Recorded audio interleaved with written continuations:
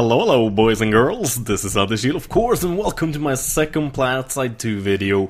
I spent about 2 weeks and about 30 hours I would say in the game. I haven't actually been able to play that much. This gameplay is from one of the nights where I actually was able to play a bit more than 30 minutes in a row before having to quit because these weeks I've been busy with YouTubing. And just a disclaimer, this video of course is gonna cover some of the problems and the good things I find about the game right now. So if you see this video in a week or 2 or 3 weeks or even longer than that after this video was released, most of these things might have changed, and don't be a fucking retard posting a comment saying, "But Anders, they fixed that bug already, herp derp," because you're just gonna make yourself look stupid simply, and we want to try to avoid that as much as possible because I have enough stupid to go around for everybody. So I'm actually gonna go over the bad things. My first video got a lot of flack because I complained about a lot of things. Some things I've totally changed my opinion about from playing the game a bit more and kind of learning how it works and what basically exactly how it works instead. I still am not an expert in the game in any way or form, but I at least feel that I'm qualified enough to give a better review, so to say, by now. And to start off, like the bad things, there is extremely long learning curve to Planetside 2.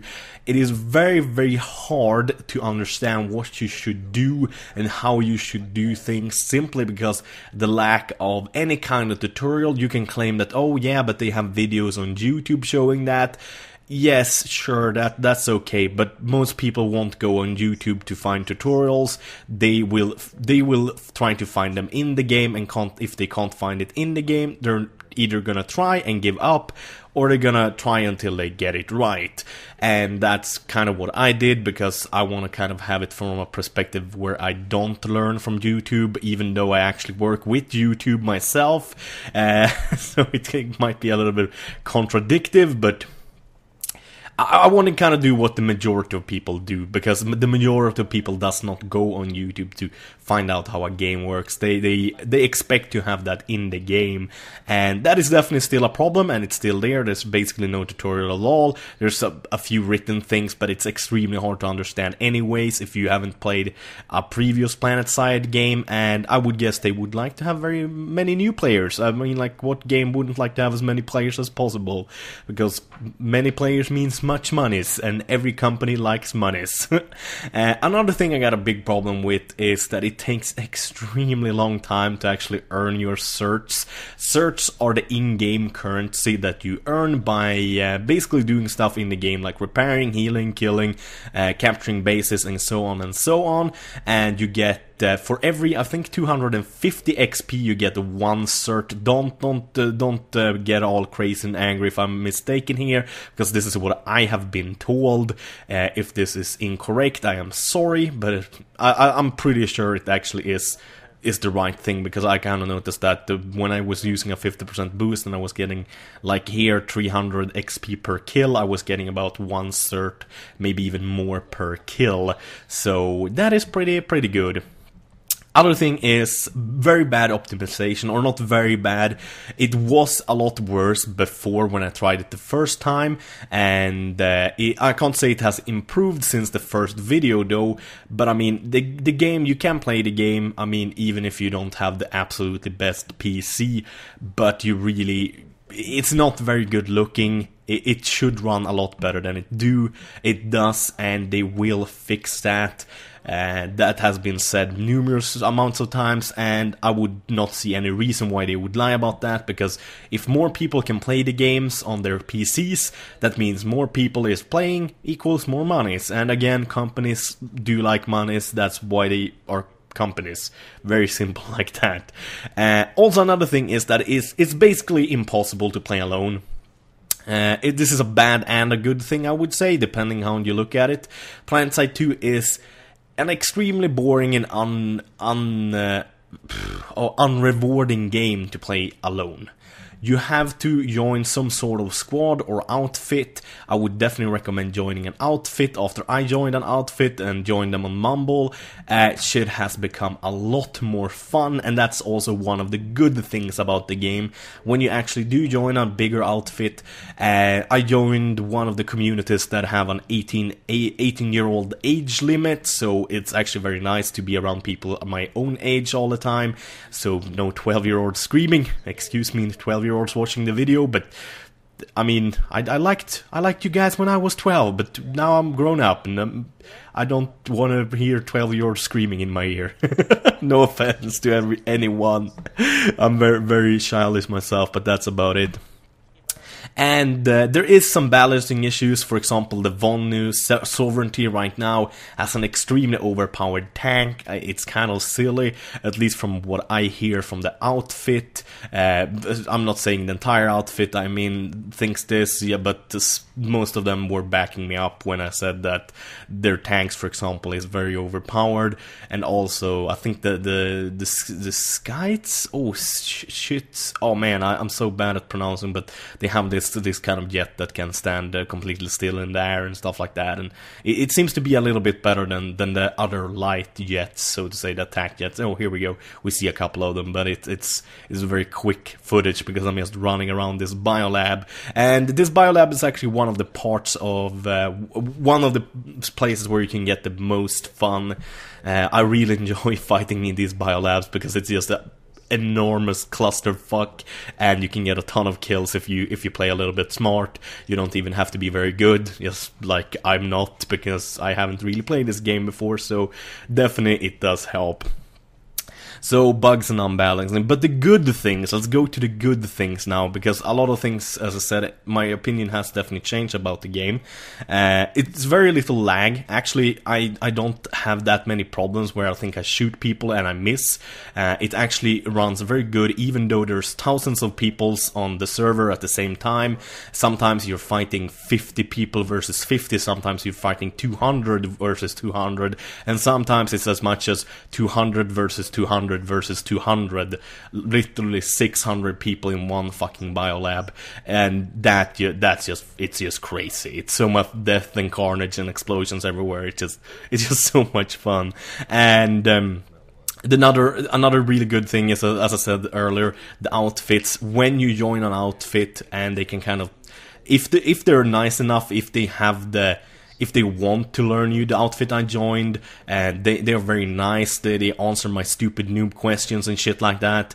Sure, they laugh at me a little bit since I'm a noob and don't know shit, but they've been very nice and actually kind of taking care of me and learned me how to play the game or do like more important stuff and what unlocks to get. And talking about the unlocks, sure, they take a very long time to get the search to actually unlock many things, but I'm gonna retract the pay-to-win statement I did earlier, because I have been informed by my outfit, and I've kind of noticed it myself, that most of the guns you have unlocked in the beginning are actually really good guns, so it's not always the case that if you don't have anything unlocked, you're gonna be at a disadvantage. But things like armor for tanks, and for example, extra ammo for tanks and other stuff like that, and extra ammo for your dude is of course gonna be a bad thing if someone else has and you don't have it. So you want to try to unlock those kinds of things first and concentrate on unlocking weapons later, definitely. But you can try out any weapon or upgrade in the game for free for 30 minutes. You can try it out, still get XP and stuff like that, I think. And so you know if you want to buy it or not, so you don't have that thing where you have to basically unlock it to try it and then notice that fuck, this gun sucks. You can actually try it for 30 minutes, and if you don't like it, you can try another one and then unlock the thing you want, and if you don't find anything anything you want to unlock, then just unlock some gear or equipment for the weapons you already like. So that is very, very good as well. And of course, one of the biggest plus, the biggest best things for this game is of course that it is free. You don't have to pay for it, but I would maybe recommend buying a little bit of XP boost now and then, maybe a weekend or two whenever you know you're gonna have a lot of time playing it, because that's definitely what I'm gonna do, just buy a little bit of XP boost. It's not that super expensive, but still it's money, so I mean, like, it depends on how much you want to do it and you don't want to do it, of course. Another really big thing about Planetside 2 is of course the big servers. Every single server, I think, holds 6,000 players or something seriously crazy like that, and every server has 3 continents, and every continent I think can have 600 people in every faction. So yeah, it's just fucking crazy how many people can actually play at the same time. It's extremely fun, and that also comes up to another good thing about the game: the cool moments, the moments where you and your entire platoon / outfit, plus maybe a few other outfits, are kind of like converging on the same target as an enemy faction with a lot of outfits, so you end up with these enormous battles with 2, 3, 4, even as much as 600 players in the same little area at once. It's crazy, it's enormously fun. I've been enjoying stuff like that like crazy. Sometimes it's fucking boring though when nothing is going on, you're doing boring stuff, but that's kind of up to you and your outfit, what you want to attack and what you want to defend and stuff like that. So you kind of do that yourself. Since I'm in an outfit with 18 plus members, we do more responsible things like capturing more, like maybe not so important things, but they're easy to capture because there's no resistance there. So it's kind of a bit boring sometimes, but you have to take that to get those good moments and also very good leadership. And there's a shit ton of unlocks. This is of course going to help the game stay fun for a very long time. Not only is every server very big, but it also have 3 different continents and of course 3 different factions. I've only been playing the TR so far. I mean, when I get sick of that, I might be able to try some other faction if I want to, but in all honesty, I see no reason to try anything else for a very, very long time. It seems like this game would hold up for a long time, because it's you don't only play to have fun. It's always a good thing if you have that next gun or equipment you want to unlock and try out and have fun with. I mean, all those kinds of things just add up to a better game. That's why I like Battlefield. Had a ton of guns to unlock, ton of fun to be had, and I'm not a big guy. I don't really like giving game scores and stuff like that. It's kind of hard since Planetside 2 is basically what you would call a AAA game. I would call it a AAA game, but it's still a AAA game that's free. So you kind of have to give it some plus points for it being free, but you also don't want to give it any plus points since it is actually supposed to be a AAA title. It's not really supposed to be some kind of indie development thing, because this is a huge game that I've had hundreds of people working on it. So I would say I would give the game as it stands right now, with the bugs and issues that needs to be fixed, about 7.5, I would say.